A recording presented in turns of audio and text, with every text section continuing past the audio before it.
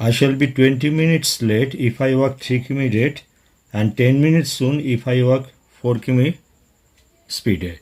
Then 3 kilometers and 4 kilometers দুটোর আমরা multiple আমরা এখানে ডিস্টেন্সটাকে আমরা 12 কিলোমিটার ধরছি। কোয়েশ্চেন নাম্বার 1 আমরা এখানে ডিস্টেন্সটাকে 12 কিলোমিটার ধরছি।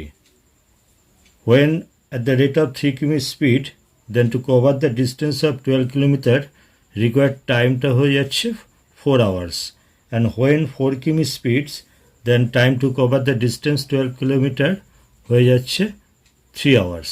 Then এই টাইম 3 স্পিডে গেলে সেই ক্ষেত্রে 12-এর যে 4 hours আর 4 স্পিডে গেলে 3 hours.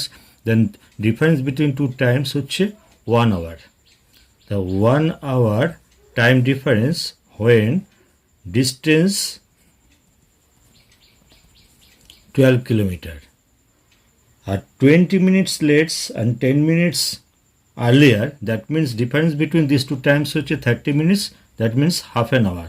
Then 1 hour এর time difference এর distance হচ্ছে 12 kilometer, then half hour এর time difference হলে এখানে হচ্ছে time difference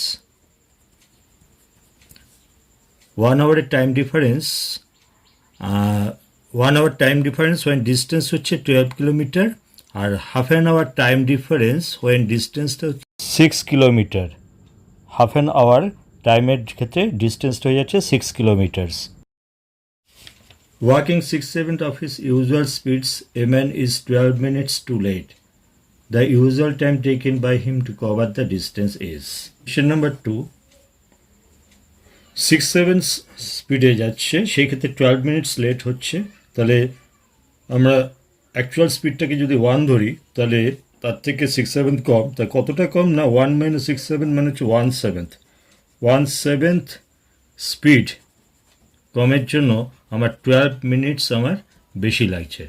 1/7 স্পিড কম হওয়ার জন্য 12 মিনিট বেশি লাগছে। তাহলে 1 স্পিড টাইম 1/7 স্পিড টাইমের জন্য 12 মিনিটস। তাহলে 1-এ কত হচ্ছে সেটা 84 মিনিটস। তার মানে 1টা কী হচ্ছে আমার টোটালটা।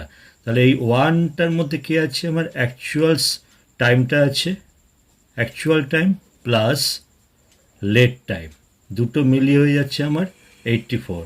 আর লেট টাইমটা আমরা জানি 12 মিনিটস। তাহলে লেট টাইমটা যদি আমরা সাবট্রাক্ট করে দিই 84 থেকে তাহলে অ্যাকচুয়াল টাইমটা আমার বেরিয়ে যাচ্ছে হচ্ছে 84 - 12 72 minutes.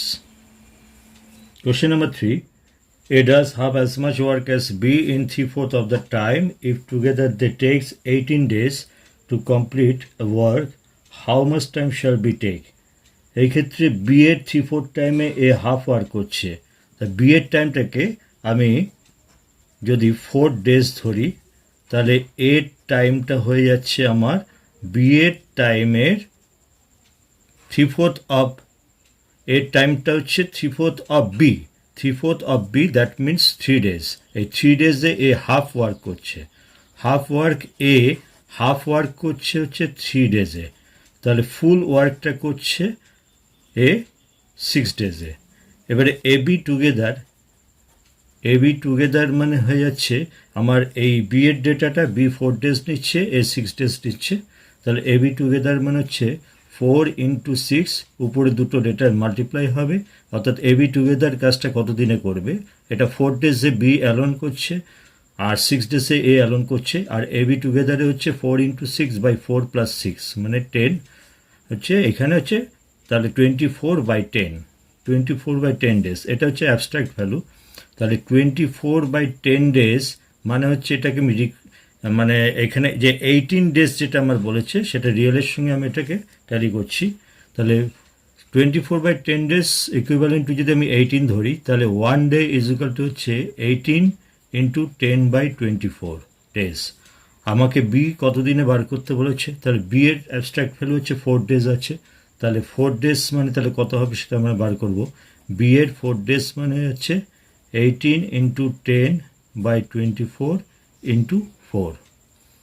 এইখানে আমার এটা কেটে গিয়ে এটা 30 হচ্ছে। তাহলে আমরা এখানে 30 days দেখতে পাচ্ছি। বি 4 days আমরা ধরেছিলাম এটা। তাহলে এটা হচ্ছে আমার অ্যাবস্ট্রাক্ট ভ্যালু। তাহলে রিয়েল ভ্যালুটা তাহলে কত হচ্ছে 30 ডেজ, তাহলে বি 30 ডেজে কাজটা করছে। এটাই হচ্ছে shortcut rules. Question number 4, the average age of 24 students in a class is 10. If the teacher's age is included, the average increase by 1, then the age of the teacher. When teachers added, then average increase by 1. 24 students ছিল, সেক্ষেত্রে আমার teacher যখন এলো সেই ক্ষেত্রে আমার number of candidate হয়ে গেল 25 জন। 25 জনের আমার অ্যাভারেজে 1 বাড়ছে, মানে 25 ইনক্রিজ করছে। তাহলে এই 25 যেটা এক্সেস হলো সেটা কে আনছে না, এটা টিচার নিয়ে আসছে। টিচার এই 25 ইয়ার্সটা এক্সেস নিয়ে আসছে। আর টিচারের তাহলে অ্যাকচুয়াল এজটা তাহলে কত হচ্ছে, 25 যেটা এক্সট্রা আনছে তার সঙ্গে স্টুডেন্টের যেটা ছিল অ্যাভারেজ 10 ছিল, এই দুটো অ্যাড করে যাচ্ছে 35 ইয়ার্স। এটা হচ্ছে টিচার্সের অ্যাকচুয়াল এজ। Question number 4। এবার next question number 5, rupees 700 is divided among ABC so that A receives half as much as B and B half as much as C, then C share. তাহলে এই ক্ষেত্রে A B C তিনজন আছে। A receive half as much as B, that means B gets twice of A. তাহলে A হচ্ছে যদি 1 হয় তাহলে B gets 2 rupees and B half of C, that means C is twice of B. R B যদি 2 হয় তাহলে C হয়ে যাবে 4, তাহলে তিনজনে মিলে হয়ে যাচ্ছে 7। তার মানে 7 ইজ ইকাল টু আমরা 700, টোটালটা 7, এটা অ্যাবস্ট্রাক্ট ভ্যালু আর রিয়েল ভ্যালুটা হচ্ছে 700। তাই 7 ইকুয়ালস টু যদি 700 হয় তাহলে 1 ইকুয়ালস টু 100 হবে, তাহলে 100, 2 হচ্ছে 200 হবে অ্যান্ড 4 হবে 400। তাহলে সি কত পাবে না 400 রুপিস পাবে। Next question number 6, what is the percentage increase in the area of a rectangle if each of its sides is increased by 20%. তাহলে একটা রেক্ট্যাঙ্গেলের লেন্থ অ্যান্ড ব্রেথ দুটোই যদি 20% করে ইনক্রিজ হয় তাহলে সেই ক্ষেত্রে আমার এরিয়া কত পার্সেন্ট ইনক্রিজ হবে। এটা শর্টকাট ফর্মুলা হচ্ছে increase plus increase into increase by 100। এটা হচ্ছে ফর্মুলা, শর্টকাট ফর্মুলা। আমার এখানে দুটো ইনক্রিজ বললাম, সব কটা ইনক্রিজ শিখলাম। একটা ইনক্রিজ হতে পারে, একটা ডিক্রিজ হতে পারে, সেক্ষেত্রে increase minus increase decrease by 100 সেটা হবে। তো আমার রেক্ট্যাঙ্গেলের লেন্থ 20% বাড়ছে, 20 প্লাস ব্রেডও আমার 20% বাড়ছে, 20 প্লাস 20 ইন্টু 20 বাই 100। তার মানে এই আছে আমার, এইটা হয়ে যাচ্ছে আমার কত না 44%। তাহলে 44% আমার এক্ষেত্রে এরিয়াটা ইনক্রিজ হবে। If length and breadth both are 20% increase then the area increase by 44%। Clear? Question number 7, the length of a rectangle is double while its breadth is half. তাহলে what is the change of percent area? Length of a rectangle is double while its breadth is half. The length and breadth, length যদি double হয়, লেন্থটাকে যদি আমরা 4 ধরি আর ব্রেডটাকে আমরা 2 ধরলাম, তাহলে length যদি ডাবল হয় তাহলে লেন্থ হয়ে যাবে 8 অ্যান্ড ব্রেড যদি হাফ হয় তাহলে ব্রেড হয়ে যাবে 1।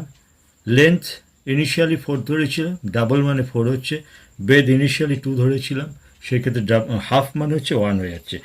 তাহলে যখন when length 4 and breadth 2 then area 8 and length 8 breadth 1 that area is 8, then the area will be same, অর্থাৎ no change. A man covers half of his journey at 6 km per hour and the remaining half at 3 km per hour, his average speed. তাহলে কোনো ডিস্টেন্সের half একটা স্পিডে যাচ্ছে, 6 স্পিডে যাচ্ছে, আর বাকি ডিস্টেন্সটা, বাকি হাফটা হচ্ছে 3 কিমি স্পিডে যাচ্ছে। তাহলে যেহেতু দুটো ইকুয়াল হাফ রয়েছে সেই ক্ষেত্রে অ্যাভারেজ স্পিডটা হবে 2 ইন্টু 6 ইন্টু 3 বাই 6 প্লাস 3, মানে হচ্ছে 9, 2xy by x plus y। মানে এই ক্ষেত্রে আমার 3 3 is 9, 3 2 is 6, তার মানে 4 কিমি পার আওয়ার হচ্ছে আমার অ্যাভারেজ স্পিড। এটা ফর্মুলা হচ্ছে যদি ফার্স্ট স্পিড যদি এক্স স্পিডে যায় আর ফার্স্ট ডিস্টেন্সটা যদি এক্স স্পিডে যায় অ্যান্ড ইকুয়াল সেকেন্ড হাফটা যদি ওয়াই স্পিডে যায় তাহলে অ্যাভারেজ স্পিডটা হবে হচ্ছে 2xy by x plus y। তাহলে আমার এই ক্ষেত্রে আমার হয়ে যাচ্ছে 2 into 6 into 3 by 6 plus 3 9, that means 4. Question number 9. A boat goes 24 km downstream in 10 hours. It takes 2 hours more to cover the same distance against the stream. What is the speed of the boat in still water? তাহলে down stream মানে হচ্ছে আমাদের অনুকূলে বোটটা হচ্ছে 24 kilometre যাচ্ছে 10 আওয়ার্সে। তাহলে question number 9, তাহলে 10 আওয়ার্সে যদি 24 কিলোমিটার যায় তাহলে সেক্ষেত্রে বোটের স্পিডটা হয়ে যাচ্ছে আমার ডাউন স্ট্রিমের স্পিডটা হয়ে যাচ্ছে আমার 2.4 কিমি পার আওয়ার। তাহলে ডাউন স্ট্রিম মানে হচ্ছে বি প্লাস এস মানে হচ্ছে 2.4। আবার 2 hours more for the same distance against a stream মানে হচ্ছে আমার প্রতিকূল। তাহলে প্রতিকূল মানে হচ্ছে বোট মাইনাস স্ট্রিম, সেই ক্ষেত্রে 2 hours মোর নিচ্ছে। আমার ওখানে 10 hours নিয়েছিল, এখানে সেটা 12 hours হবে। 12 hours-এ 24 কিলোমিটার যাচ্ছে 12 hours-এ, তাহলে সেই ক্ষেত্রে আমার আপস্ট্রিমের স্পিডটা হয়ে যাচ্ছে 2 কিমি পার আওয়ার। তাহলে ডাউন স্ট্রিমের স্পিড মানে হচ্ছে বোট প্লাস স্ট্রিম মানে হচ্ছে 2.4 কিমি পার আওয়ার, আর আপস্ট্রিমের স্পিডটা হচ্ছে বোট মাইনাস স্ট্রিম মানে হচ্ছে 2 কিমি পার আওয়ার্স। আমাদের বোট বার করতে হবে। বোট বার করতে গেলে আমরা এই দুটো ডেটাকে অর্থাৎ আপস্ট্রিম আর ডাউন স্ট্রিমের দুটো যে স্পিড আছে সেই দুটোকে আমরা যোগ করে 2 দিয়ে ডিভাইড করব। সেক্ষেত্রে হয়ে যাচ্ছে 4.4/2 মানে হচ্ছে 2.2 কিমি পার আওয়ার বোটের স্পিড। আবার যদি স্ট্রিম বার করতে বলে তাহলে সেক্ষেত্রে আমরা 2.4 - 2/2, সেই ক্ষেত্রে এই দুটোকে আমরা সাবট্রাক্ট করে 2 দিয়ে ডিভাইড করব। তার মানে 0.4/2 মানে হচ্ছে 0.2 কিমি পার আওয়ার।